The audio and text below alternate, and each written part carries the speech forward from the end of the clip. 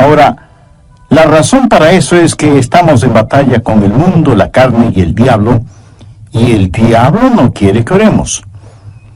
Muchos de nosotros tenemos problemas de la indiferencia. En realidad no queremos orar. Otros tenemos el problema de la ignorancia, no queriendo saber cómo orar o por qué orar. Otros enfrentamos el problema de nuestra falta de habilidad y otros, a lo mejor tenemos el problema del lenguaje. No sabemos cómo formular y expresar nuestras oraciones. Algunos podemos tener problemas con ataques satánicos. Cuando nos disponemos a orar, el diablo viene a invadir nuestra mente y distraer nuestra atención.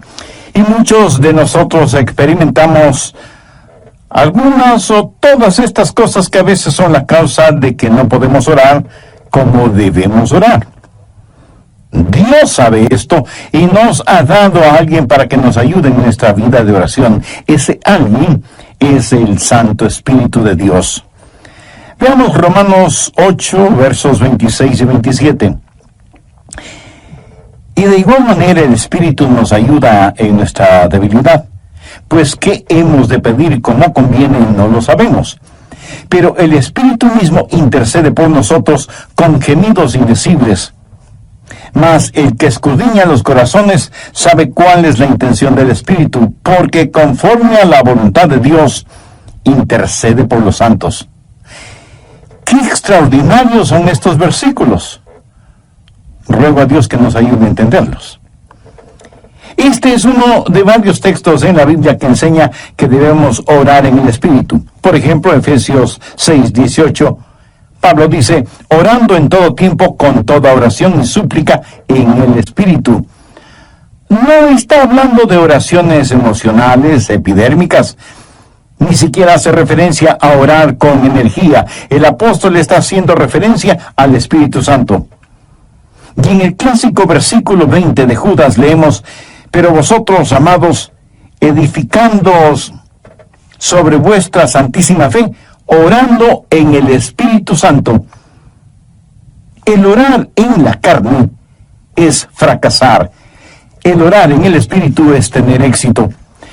Ahora, cuando hablo de la carne, usted sabe que no me refiero a nuestra piel, huesos, músculos, venas, nervios, glóbulos, células y las mil y una cosas que hacen o conforman nuestro cuerpo físico, que es la casa humana en la cual vivimos.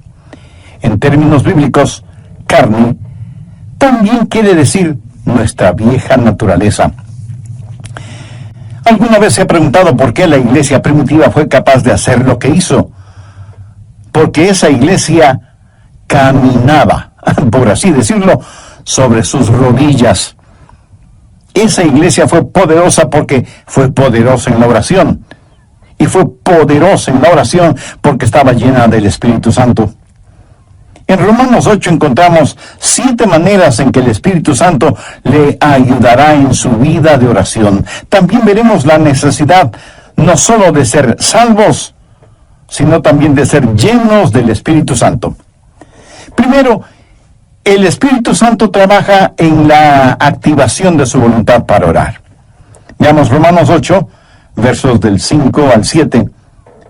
Porque los que son de la carne, esto hace referencia a nuestra naturaleza adámica, piensan en las cosas de la carne, pero los que son del Espíritu en las cosas del Espíritu.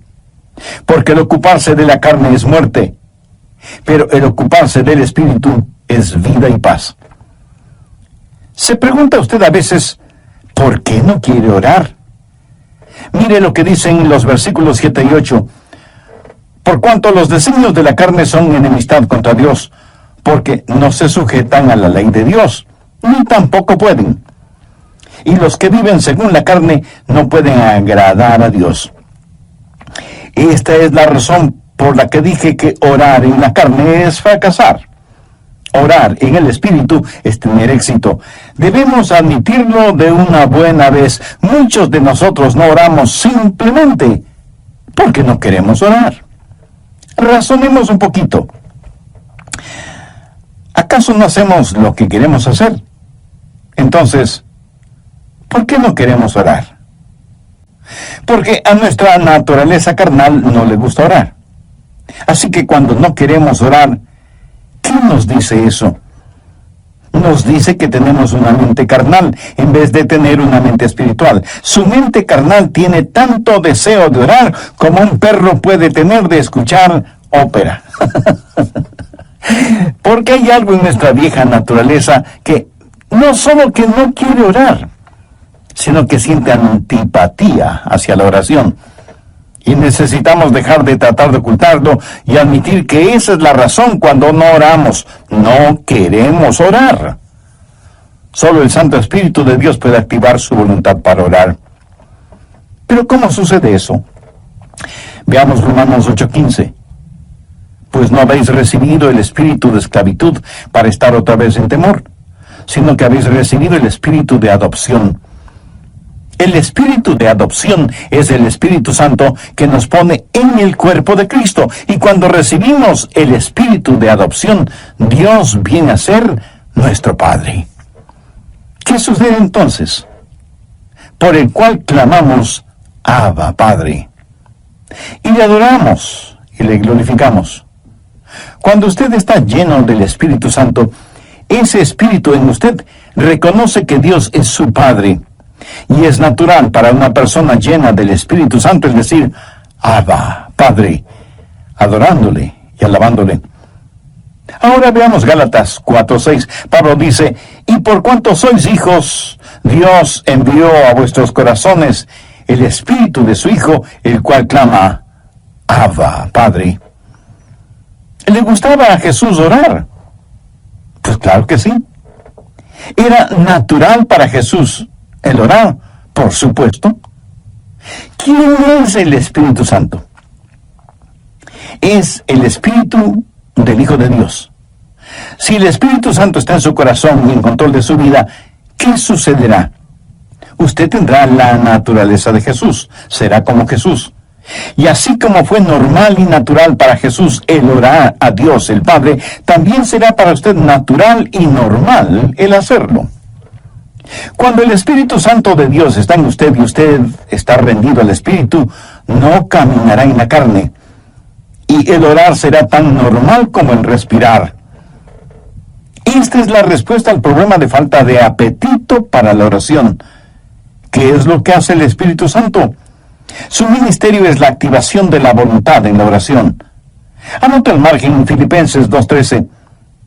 Porque Dios es el que en vosotros produce así el querer como el hacer, por su buena voluntad. Cuando usted está lleno del Espíritu Santo, anhelará el orar. Así que, si no tiene deseos de orar, admítalo. La mente carnal es enemiga de Dios. Por eso, el primer ministerio del Espíritu Santo es la activación de nuestra voluntad para orar en el Espíritu. Porque Dios es el que en vosotros produce así el querer como el hacer por su buena voluntad. Segundo, el Espíritu Santo trabaja animando nuestros cuerpos. Cuando usted ora, se siente cansado, adormecido, con pereza, no puede concentrarse y su mente divaga. Y aunque usted no lo admita, sabe que esto es verdad, pero ¿por qué? Porque no solo tenemos problemas con nuestra voluntad, sino también con nuestros cuerpos. Por eso el Espíritu Santo no solo activará nuestra voluntad, sino que también animará nuestro cuerpo. Ahora no estoy diciendo que cada vez que usted se siente cansado es un pecado, o que está fuera de la voluntad de Dios. No. Hay un descanso que es legítimo. Aún Jesús les dijo a sus discípulos que descansaran por un momento. Y el mismo Señor Jesucristo una vez estuvo tan cansado que se quedó dormido en un barco en medio de una tormenta. De hecho, qué estupendo es estar cansado para poder dormir profundamente, ¿no le parece? Pero a veces cuando va a orar, él comienza a bostezar, se siente medio dormido y su mente no puede concentrarse en la oración. De pronto en la televisión usted ve que su equipo favorito está jugando y como por arte de magia usted está totalmente despierto y alerta. ¿Dónde entonces está el problema? Su problema no es físico. Es el diablo que, utilizando el cuerpo suyo, lo mantiene alejado de la oración. Recuerda lo que pasó en el jardín de Getsemaní. Mateo 26, los versos 40 y 41. Jesús había pedido a sus discípulos que velaran y oraran. La Biblia dice: vino luego a sus discípulos y los halló durmiendo. Y dijo a Pedro: así que no habéis podido velar conmigo una hora. Velad y orad, para que no entréis en tentación. El espíritu a la verdad está dispuesto, pero la carne es débil. Entonces, ¿qué es lo que usted necesita? Necesita ayuda. Es el Santo Espíritu de Dios que está dispuesto a ayudarle a orar en esos momentos y lo hará refrescando, poniendo vigor en su cuerpo. Romanos 8, versos 10 y 11. Pero si Cristo está en vosotros, el cuerpo en verdad está muerto a causa del pecado, mas el Espíritu vive a causa de la justicia. ¿Qué significa esto? Significa que usted ha sido crucificado con Cristo y debido a su pecado, ese pecado fue llevado a la cruz. Jesús no solo se dio por usted, sino que se dio a usted. Cuando Jesús se dio por usted, el cuerpo es muerto a causa del pecado, pero cuando Jesús se dio a usted, el Espíritu es vida debido a la justicia. Mire lo que dice el verso 11. Y si el Espíritu de aquel que levantó de los muertos a Jesús mora en vosotros, el que levantó de los muertos a Cristo Jesús vivificará también vuestros cuerpos mortales por su Espíritu que mora en vosotros. Vivificará vuestros cuerpos mortales, o sea, le dará vitalidad, energía, poder. Usted tendrá la energía y el poder para hacer la voluntad de Dios. Cuando el Espíritu está dispuesto y la carne es débil, cuando usted se rinde al Espíritu Santo de Dios, Él vivificará vuestros cuerpos mortales. Evidentemente Jesús no esperaba que Pedro, Santiago y Juan se durmieran en el jardín de Getsemaní. Pero la razón por la que ellos se durmieron es que estaban en la carne y no en el Espíritu. Sé por experiencia personal que cuando cedo a esos momentos de divagación mental y me siento como cansado y distraído, pero me rindo al Espíritu Santo, tengo energía y vitalidad. Déjeme darle un ejemplo de la vida de Jesús. La Biblia dice que Jesús, viajando por Galilea, dijo que le era necesario pasar por Samaria. Ese era un camino tortuoso, y a mitad del viaje, Jesús se sintió cansado. Llegó a una ciudad llamada Sicar. Está cansado, hace calor, está sediento y con hambre. Se sienta al borde de un pozo, y de pronto hay una oportunidad para ministrar. Una mujer samaritana se acercó al pozo para sacar agua y se encontró con Jesús, y él le ministró espiritualmente. Cuando los discípulos regresaron, encontraron a Jesús revitalizado. Ellos habían ido al pueblo para comprar alimentos para que Jesús recobre su energía y fortaleza, pero lo encontraron lleno de energía y vitalidad, y se preguntaron: ¿y quién le dio de comer? ¿Quién le ha estado ministrando? ¿Sabe lo que Jesús les dijo? Yo tengo una comida de la cual ustedes nada saben. ¿Qué había sucedido? El Santo Espíritu de Dios había revitalizado el cuerpo del Señor Jesucristo, y el Santo Espíritu de Dios pondrá energía en su cuerpo y lo refrescará y le ayudará. ¿Cómo? Bien, Romanos 8:26. Y de igual manera el Espíritu nos ayuda en nuestra debilidad.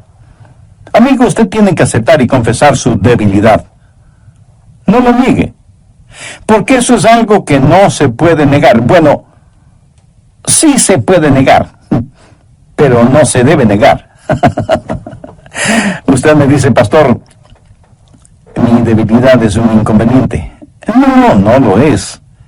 Es más bien una oportunidad. ¿Qué ¿Qué es lo que Dios le dijo al apóstol Pablo en 2 de Corintios 12:9?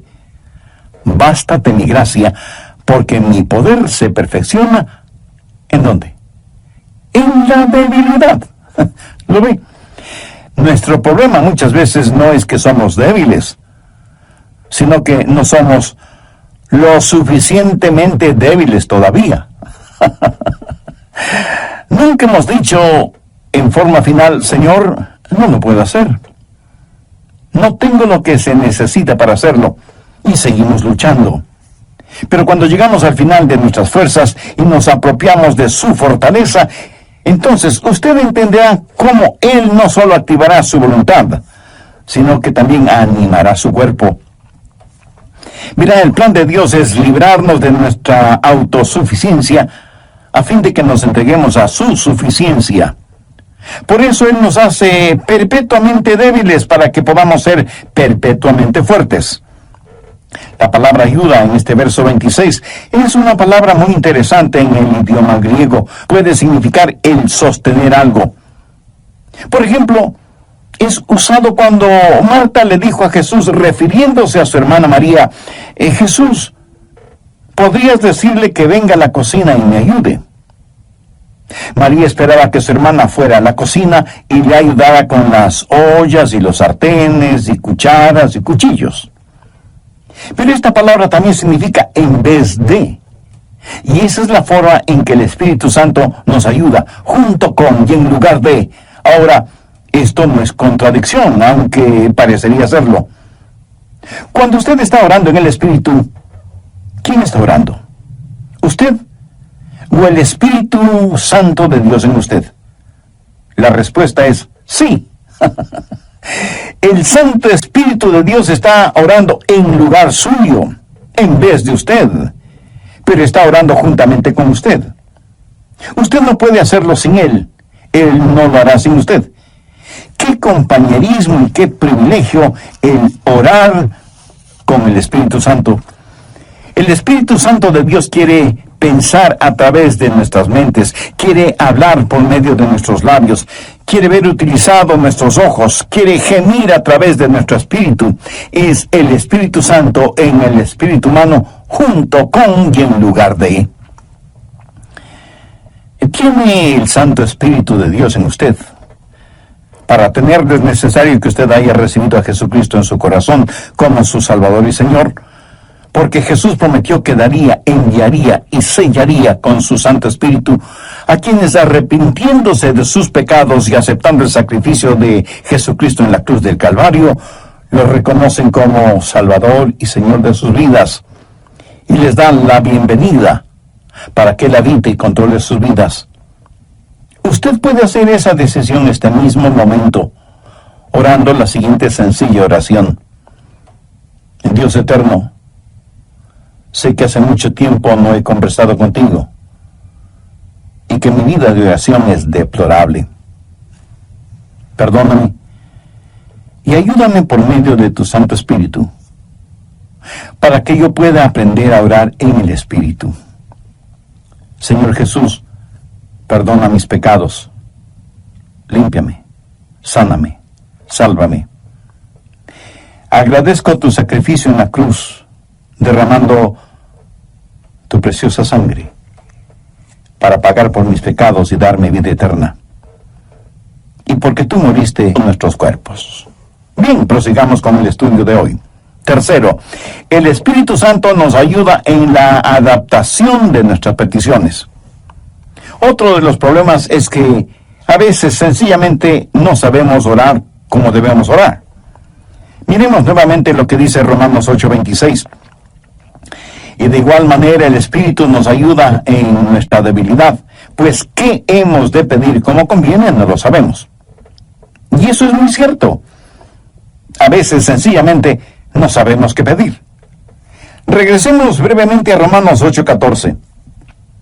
Porque todos los que son guiados por el Espíritu de Dios, estos son hijos de Dios. Todos tenemos cosas específicas por las cuales orar. Yo sé que debo orar por mi esposa, por nuestros hijos, por nuestros nietos. Sé que debo orar por mis hermanos pastores y por miembros de nuestra iglesia. Eso es parte de mi responsabilidad. Pero hay muchas cosas que no sé si debo orar por ellas o no. Quiero decir, yo no puedo orar por todas las cosas, porque en ese caso mi oración, en vez de ser como un poderoso río, será como un pantano estancado. Para que la oración sea efectiva, debe ser selectiva. Y aun cuando sepamos por qué orar, no sabemos cosas específicas por las cuales orar. Suponga que usted tiene una persona amada que está enferma. ¿Cómo va a orar por esa persona? Señor, sánala. Pero, ¿qué si Dios quiere llevarse a esa persona al cielo? Usted sabe lo que Jesús dijo, oró en Juan 17:24. Padre, aquellos que me has dado, quiero que donde yo estoy, también ellos estén conmigo para que vean mi gloria. Nosotros oramos, Dios, permite que se queden. Jesús ora, Padre, permite que vengan. ¿Alguna vez usted ha pensado en eso? ¿Cuánta gente está orando por los perdidos? Por lo general, la gente ora por los enfermos. Y no solo oran por los enfermos, sino por los santos enfermos. Oran por su tía, que es una maravillosa creyente, o por el diácono Pérez, que es un genuino hombre de Dios, y piden que Dios les sane. Sí, es cierto. A veces Dios dirige nuestras oraciones en ese sentido. Pero ¿han notado que a veces tenemos más interés en mantener a los santos fuera del cielo que a los perdidos fuera del infierno? Cuando oramos, no estamos agonizando para que los perdidos se salven. Cuando el apóstol Pablo, siendo todavía Saulo de Tarso, estaba sembrando el pánico entre los primeros cristianos y fue el perseguidor de la iglesia, prácticamente enviaba a los cristianos a la muerte. Él aún sostuvo las ropas de Esteban, el primer mártir cristiano, mientras este gran hombre de Dios era apedreado hasta la muerte. ¿Se imagina a esos preciosos hermanos y hermanas de la iglesia primitiva sufriendo el odio de Saulo de Tarso, perseguidos, echados en las cárceles, muchas veces asesinados? ¿Se imagina a esos creyentes orando, Señor, Saulo es un archienemigo de tu iglesia, ten la bondad de eliminarlo? Pero Dios no eliminó a Saulo, más bien lo salvó y lo convirtió en el gran apóstol Pablo. Permítame ilustrar este punto. Cerca de su casa seguramente hay un poste de luz y casi en la punta tiene un transformador que recibe un alto voltaje. Increíble. De ese transformador sale la energía eléctrica para su casa, y esa energía eléctrica sirve para que usted encienda las luces de casa y ponga a funcionar todos sus electrodomésticos y equipo electrónico. Esa corriente eléctrica también le sirve para que usted pueda poner un par de rebanadas de pan en la tostadora que quedan doradas y calientitas. Ahora, escúcheme. Si el alto voltaje no pasara primero por el transformador y estuviera conectado directamente a la tostadora, su tostadora sería la tostada. El alto voltaje es controlado en el transformador. Es la misma energía, pero transformada. Escúcheme. El Santo Espíritu de Dios es como el transformador. Toma nuestras oraciones. Dios ve nuestro corazón y es el mismo Espíritu que hace intercesión por nosotros de acuerdo a la voluntad de Dios. En Romanos 8:27 leemos, mas el que escudriña los corazones sabe cuál es la intención del Espíritu, porque conforme a la voluntad de Dios intercede por los santos. Cuarto, el Espíritu Santo nos ayuda en la administración de nuestro acceso a Dios. Verá, usted no se presenta súbitamente delante de Dios. Y lo que voy a decir a lo mejor lo sorprenda. Usted necesita que alguien lo lleve a la presencia de Dios y le dé acceso hacia Él. ¿Qué es lo que dice Romanos 8, 14, 15? Porque todos los que son guiados por el Espíritu de Dios, estos son hijos de Dios. Pues no habéis recibido el espíritu de esclavitud para estar otra vez en temor, sino que habéis recibido el espíritu de adopción por el cual clamamos, Abba, Padre. Eso significa que es el Espíritu Santo de Dios el que nos da acceso. Anote Efesios 2:18. Porque por medio de él, los unos y los otros tenemos entrada por un mismo Espíritu al Padre. ¿Por medio de quién? Por medio de Jesús tenemos acceso por el mismo Espíritu al Padre. ¿Cómo trabaja la oración? Oramos a Dios por medio de Jesús en el Espíritu. Tenemos acceso por un mismo Espíritu al Padre. Alguna vez fui invitado a la oficina oval en la Casa Blanca para una reunión con el presidente de los Estados Unidos. ¿Cómo piensa usted que se entra a esa oficina oval? ¿Cree que simplemente sale del taxi, entra en la oficina oval y dice, hola, presidente? No. Usted no puede hacer eso. Primero, le llevan a un salón particular donde conoce a una persona que es el embajador personal del presidente y conversa con usted hasta que usted esté listo. Y entonces le guía hacia la oficina oval.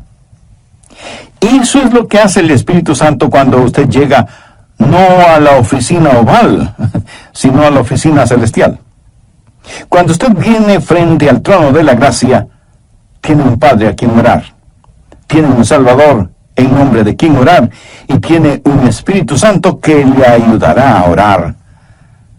¿Alguna vez ha orado sintiendo que ora a Dios, pero no con Dios? Y tiene la sensación de que Dios está a millones de años de distancia. ¿Han escuchado la expresión, mis oraciones no pasan del tumbado? La oración no es simplemente el enviar cohetes de oración al cielo. Es el hablar con un amigo. Dios nos da la invitación real para que oremos, y Dios nos da un palacio y nos trae y nos guía, y tiene una persona de la realeza, el Espíritu Santo, para que nos lleve a su presencia. Quinto, el Espíritu Santo nos ayuda en la articulación de nuestras palabras. Otro problema cuando oramos es que se nos traba la lengua y como que nos quedamos sin palabras. ¿Saben lo que son las palabras? Las palabras son únicamente vehículos que transportan los pensamientos. Pero algunas veces esos pensamientos son demasiado pesados para ese vehículo. A veces esos pensamientos son tan profundos, tan grandes, tan imponderables, que no sabemos cómo expresarlos con palabras. Es entonces cuando necesitamos estar orando en el Espíritu. Veamos Romanos 8:26, la parte final del versículo. Pero el Espíritu mismo intercede por nosotros con gemidos indecibles. Cuando nuestros pensamientos son tan profundos que no podemos expresarlos con palabras, entonces el Espíritu Santo le dice a Dios lo que nosotros no podemos verbalizar. ¿Sabe usted que hay una manera de orar sin palabras? De acuerdo al versículo que acabamos de leer, ¿quién es el que emite gemidos indecibles? Es el Espíritu Santo fundido con el espíritu humano. La palabra gemido en el original significa dolores de parto. Si alguna vez ha estado cerca de una mujer que está dando a luz, la habrá escuchado dando gemidos de parto.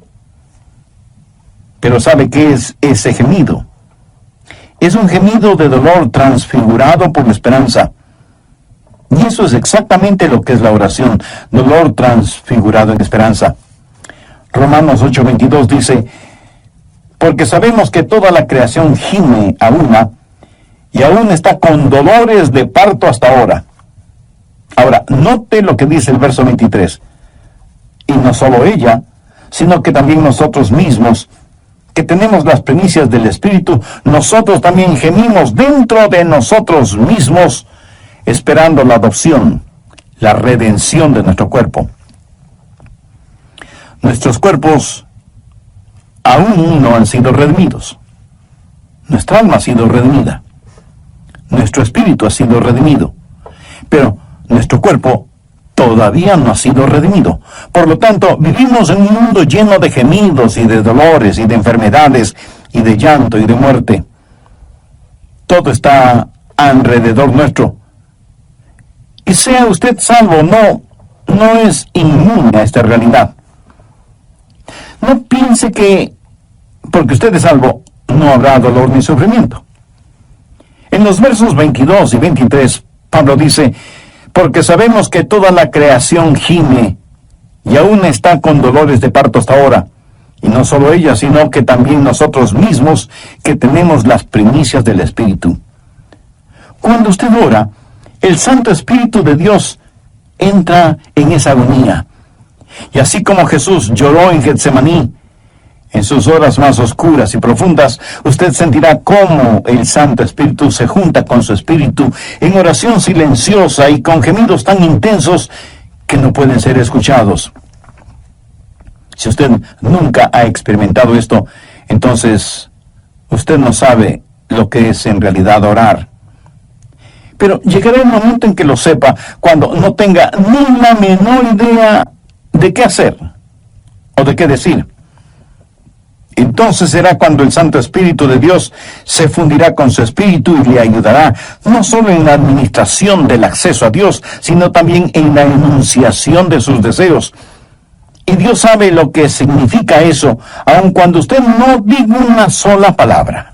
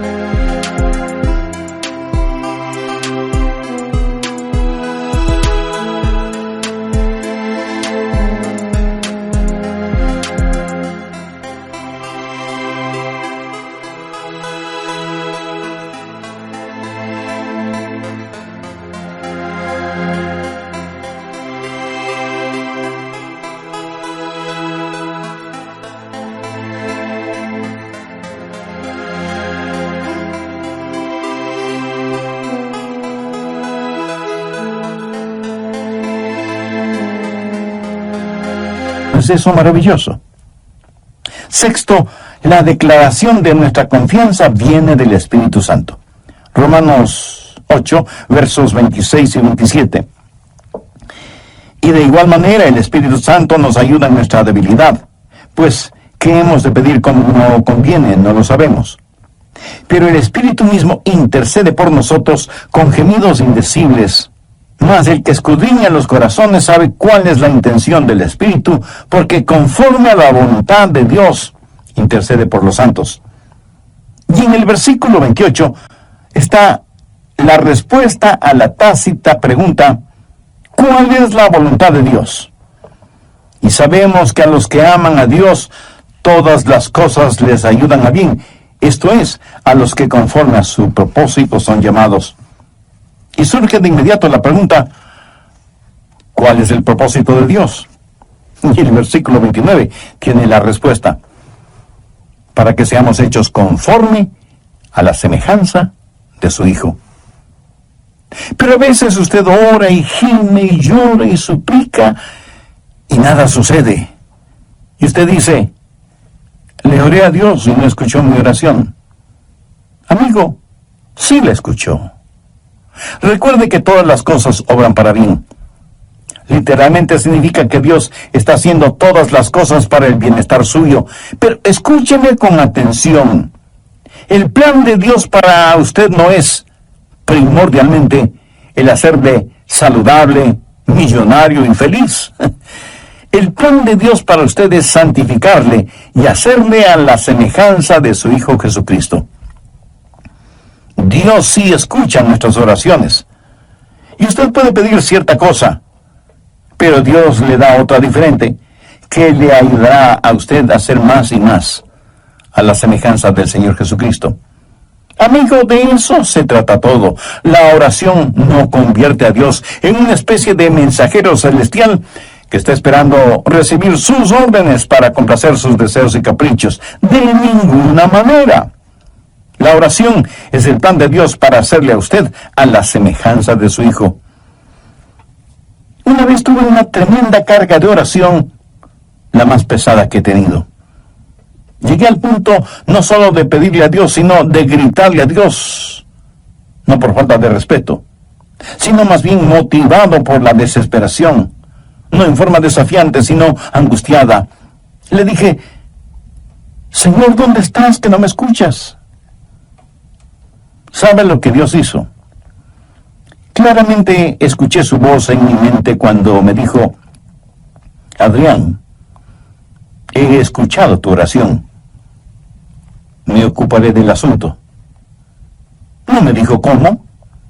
Solamente me dijo que no me preocupara, que Él se encargaría de todo.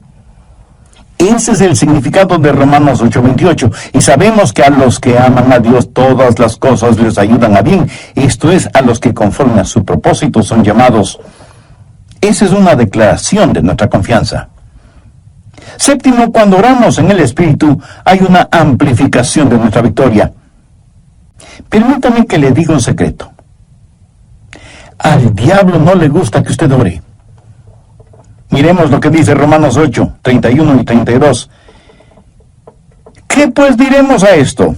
Si Dios es por nosotros, ¿quién contra nosotros? El que no escatimó ni a su propio Hijo, sino que lo entregó por todos nosotros, ¿cómo no nos dará también con Él todas las cosas? El diablo hará no solamente lo posible, sino hasta lo imposible para impedir que usted ore. Cuando ora, tenga la seguridad que sentirá el ataque de Satanás. Toda la artillería del infierno está en su contra cuando ora. ¿Por qué? Creo que el diablo les dice a sus demonios: muchachos, vamos a evitar como sea que... Y aquí él dirá su...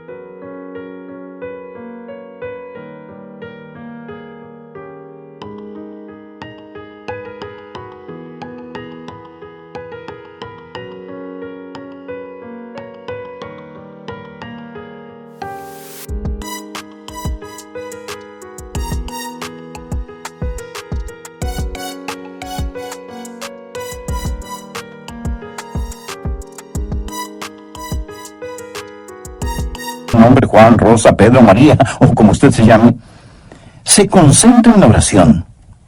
Si él o ella no pueden orar, les venceremos siempre. Pero si logran orar, ellos nos vencerán siempre. Amigos, Satanás está en su contra, es su enemigo, pero si Dios es por nosotros, ¿quién contra nosotros? Por eso usted no puede orar en la carne, porque si lo hace así será presa fácil de Satanás. Pero cuando ora en el Espíritu, si Dios está con usted, ¿quién puede estar en su contra? Escúcheme. Si usted todavía no es un creyente en el Señor Jesucristo, este momento puede ser el más extraordinario de su vida si lo acepta como Salvador y Señor. Este momento puede ser el primer instante de su nueva vida. Hoy puede abrir su corazón al Señor, tener el perdón de sus pecados y tener al Santo Espíritu de Dios morando en usted y ayudándole a orar y a ser la clase de persona que Dios quiere que usted sea, y dándole la absoluta seguridad de que cuando muera irá a estar con Jesús en el cielo. Cuando el carcelero que cuidaba a Pablo y a Silas les preguntó: señores, ¿qué debo hacer para ser salvo? Ellos dijeron: cree en el Señor Jesucristo y serás salvo tú y tu casa. esa palabra creer. No